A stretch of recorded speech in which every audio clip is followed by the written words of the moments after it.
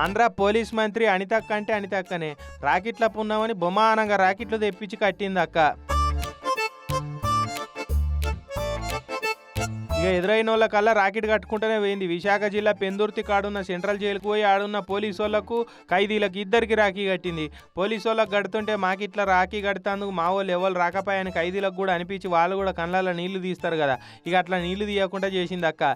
జైల్లో ఉన్న 30 మంది ఖైదీలకు మంచిగా అనితక్కే లడ్డూలు తినిపించి రాఖీలు కట్టింది. ఇక తీపి తినిపించి రాకెట్ కట్టినాక మీ బతుకులను ఇంకోసారి జైలుకు వచ్చి సేది చేసుకోకూరి, గంజాయి అమ్మి బతుకులను ఆగం పట్టించుకోవద్దు, మంచిగా బతకాలి. అలకగా పైసలు సంపాదిద్దామని చూస్తే జల్దిగా మలసకపడి ఇట్లా జైళ్ళలో మగ్గవలసి వస్తుందని వ్యక్తిత్వ వికాస నిపుణురాలి లెక్కనే కౌన్సిలింగ్ ఇచ్చింది. ఇట్లా చిన్న చిన్న అవసరాల గురించి, ఇంట్లో ఉన్న పరిస్థితుల గురించి చెప్పేవాళ్ళు లేక, సో కంపల్సరీగా ఇక్కడ నుంచి వెళ్ళేటప్పుడు మీరు చేంజ్ చేయాలి, మళ్ళీ ఇందులోకి రాకూడదు అని బలంగా అనుకోలేండి. బతకడానికి చాలా దారులు.